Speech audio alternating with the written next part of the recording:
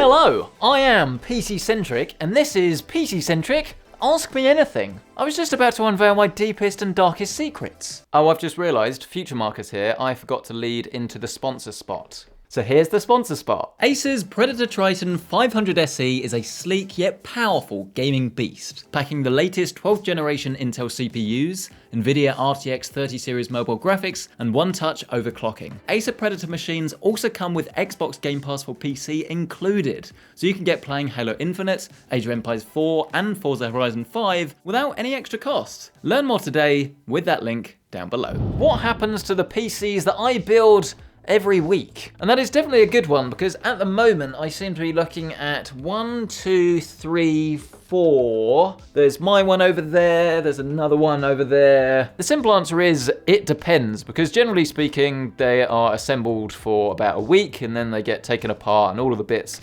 get put back in storage and then used in a later build, or more often than not the manufacturers will actually take the components back, because it's a little bit of a weird one. It's like a slightly grey area when the companies send these things out, because you don't know how long you're going to have it for. Generally speaking, I don't get to keep most stuff, but there's some stuff that I will be able to hang on to for a very long time, like a long-term loan. But either way, it's always disclosed. That's why you see like the parts provided by manufacturers thing whenever I do a build, because truth be told, I don't always know what's going to happen to them, but I want to make sure that you know that I was actually sent them from the manufacturer, not necessarily to make that video, but I have received it without having to pay for it. I've actually got the slow cooker on today, and I've got this like beef stew waft coming in through the door now, and it's making me not only very hungry but also very thirsty, so you can listen to me slurp for a second.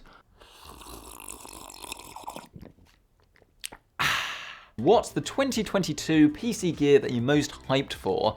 And the simple answer really for me is all about GPUs. So we've got some new stuff coming from Intel very soon. So it's going to be like a three-way fight, which is so good for the industry, not only in terms of stock availability, because obviously there's not much at the moment, so more stock from other manufacturers is great, but then also you should get better products, because if you have more people actually competing for you, you are the consumer, you're the people that are buying these products and ultimately giving them money and making them successful, then it should mean that we're going to get more powerful graphics cards, maybe more budget-friendly ones, and ultimately just all-round better products. I'm also excited about the new Ryzen chips, not only the APUs, this is the build that I've just done, if you want to see that video by the way, all about a cheap budget gaming PC with this. It was around about $600 or so, but of course we're due for a big Ryzen refresh, and not only things like PCI Generation 5, whole new motherboards, but also much better performance. And when you look at what Intel is doing at the moment, I think it's going to be very interesting to see how similar and how different they are. According to the laws of YouTube, I need to change this set somehow, otherwise you guys are going to get bored and click off. So,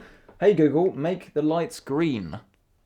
Oh, I mean that's not really better, is it? I just look like a goblin now, especially with this bruise on my neck where Ajax like charged me the other day. I'm the freak of the week. Dun, dun, dun, dun, dun. Will you grow a beard?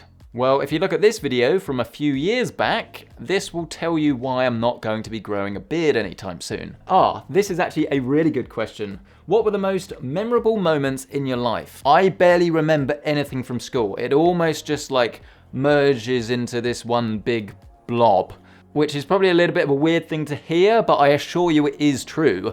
I would say that the most memorable 2 moments of my life were probably actually at school on the very last day. It wasn't even the last day, it was after school finished, and it was when I picked up my A-level results. Because something I feel really passionately about, and will tell anybody that listens, is that at some point in your life, regardless of whether you're 12 years old or, I don't know, 62, you will experience some form of failure. I had essentially mucked about for 2 years, if not the whole time I was at school. And it was a sense of failure for me. I realized that my actions, my lack of inaction, I suppose, to actually do the work and study, had meant that I now experienced this form of failure. And I would say it took me a good year of reflection to sort of work out what I wanted to do with my life. Everyone else was going to uni, and I knew that I shouldn't just follow the crowd. For once, I actually needed to think about what I was going to do and essentially learn to pick myself back up again. And I think that that was such a great thing for me to learn, still in quite a safe, sandboxy environment, because let's be honest, it's not really a big deal. Looking back on it, it's not really made any difference to my life whatsoever. But the point is, it's what it sort of symbolizes. The skill is to learn from that failure, pick yourself up again, and almost turn that into a positive. And it was genuinely at that point in my life where I went from being quite a lazy person, someone that was drifting, that was just, wanted to be one of the boys, just like doing, I don't know, whatever was fun. I was probably quite selfish too. I didn't really think about anyone other than myself. And it just gave me that reflection time to almost work out who I wanted to be, start setting some goals, and really work out that if I wanted to achieve something, no matter what it was, whether it was small or large, I had to work for it. But that was only moment one. Moment two was actually probably when I developed a little bit of self-confidence, because truth be told, I was sort of like the middle kid in school. I wasn't like bullied a lot, but I wasn't left alone either. As you've probably noticed, I'm not exactly the biggest built bloke. I'm probably not like, 10 out of 10. To be fair, the glasses I think probably help, but maybe that is also like a self-conscious thing. Got a little bit of big nose. The kids did tell me that at school. And obviously these are things that bother you all the time you're growing up. And I think especially into like your early 20s, you're all very conscious of these things. And I was definitely a late bloomer when it comes to relationships and things. So I'd say that my most memorable moment when it comes to confidence was going on my first proper date with a girl. I know. It actually made me realise that someone wanted to go on a date with me. They'd seen all of my pictures, and I went on this date, and it was really good. I mean, we didn't go on more than 2, but the thing that was so good about it is that it made me realise that actually there are people out there that want me, which sounds a little bit silly saying it now, because I know that there are, but at the time, when you've not ever experienced that emotion, the idea of actually feeling wanted and powering through all of this crap at school where you feel completely opposite was so empowering. I mean, look, it's genuinely making me smile now, and this was, what, like 10 years ago or whenever it was, I don't know. Lights. I like the sun.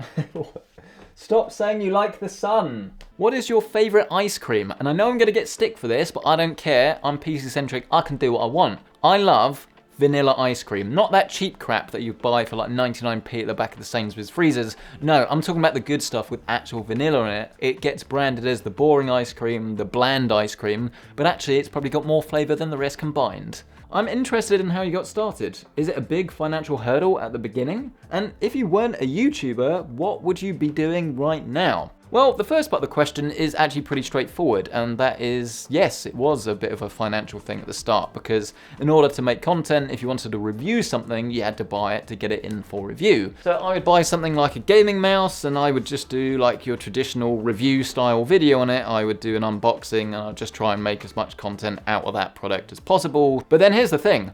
I realised that why should I need to buy a load of things when there's loads of content out there that other people aren't making that I can make myself for free. So we're talking like opinion pieces, exploring like features of Windows. It was a easy way of making videos I wanted to make without actually spending too much money. And then things started to snowball, I got some traction, and then Philips was the first company to ever say to me, we've got a new monitor coming out, would you like to review it on your channel? And obviously I said yes, so clearly investing in a few monitors to review that I'd bought with my own money did actually work out quite well. The second part of the question is what would I be doing now if it wasn't for YouTube? And I'm not entirely sure. I actually studied computer science at uni, so it may well be something to do with that. But I'm not really a sit at a desk, do someone else's work sort of person. So I'd probably be doing some form of other business venture, even if it's just, I don't know, selling fruit at the market. I don't know. Place sugar in a small I don't need to know how to make baking sugar. Add 1 drop Hey gel Google, food stop. coloring. Stop. 3, Stop. massage the bag. Stop. What is the meaning of life? Didn't you know already? It's 42. What are your top 5 games of all time? And I can't answer that because I worked out I've actually got 6. The first one, the OG, Tomb Raider 1. I played this with my dad, and we actually made a video about this a few years ago. That's probably my finest gaming memories, even though I was way too young to be playing it. I was bonding with my dad, I was learning about PC gaming. The second one is probably Populous the Beginning. This was the first proper PC game that I got into. I don't even know if it's technically like a good game, but I again played that through so many times. Absolutely love that. On the PlayStation 1 there was Hogs of War. If you've not played that, then you are in for a treat. I don't think it's aged very well, but I still play it sometimes with a couple of friends. We have like nostalgia nights, and trust me, it is great fun. Age of Empires 3, and I know I'm going to get some flack for this because people are going to say, what about 1 and 2? 3 was rubbish. It was sort of my time to play PC games when I had Age of Empires 3. I think we actually had the Mac version, so this was around about, what, 2006, 2007? And I played that game for hours and hours every single day. And then I'm also going to upset people by saying my favourite Call of Duty, which was World at War. My favourite thing was when you're walking and then a bouncing Betty pops up, you hear the noise and you're like, no! And you die. And then my cheat one, my entry number 6, is Civilization, and I'm just going to say all of them. My first one was Civilization 3, and pretty much ever since then I've been hooked. So hooked that I don't play it very often because I know once I start a game I will finish it. So if I have any work to do, which I always do, then it's best for me to wait until it sort of quietens down a little bit. What colours haven't we done? Hey Google, make the lights orange. Who's your favourite musical artist? And this is like an impossible question because obviously there are so many. If I had to pick one artist that I think I can appreciate more than any other, then it's London Grammar, because her voice is just phenomenal. And every time I hear it, it just makes me feel. Oh, I'd written a joke down here. I forgot to say it. Can we do that bit again? Favourite musical artist? Coldplay. I know that winds a lot of people up. How do you manage to do such a convincing American accent? Well, it's just all of the time that I spent out there. I was living in America for a very long time, actually. I was doing my federal taxes, and I just picked it up. I can also do a New York accent. I can go over there. Whoa, whoa, whoa. I just can't do them. I'm awful. Like, I'm the worst person. You're only supposed to blow the bloody doors off. I think that's a good place to end. I don't normally do AMAs, so I hope you've enjoyed this video. If you have, absolutely smash the like button, get yourself subscribed. And as always, if you do want to check out anything that I use in my setup day to day, then it is all linked down below with my Amazon affiliate links. And of course, while you're down there, don't forget to check out Acer's awesome Predator Triton 500 SE. This gaming laptop is so sleek, yet so powerful, with gaming performance that is perfect for true next generation gaming on the go. Not only that, but you'll also have plenty of titles to choose from, as Xbox Game Pass for PC is included for a crazy wide range of gaming bliss all on demand. Grab yours today with that link down below. Thank you so much for watching. I really hope you've enjoyed this video. I'll catch you in the next one.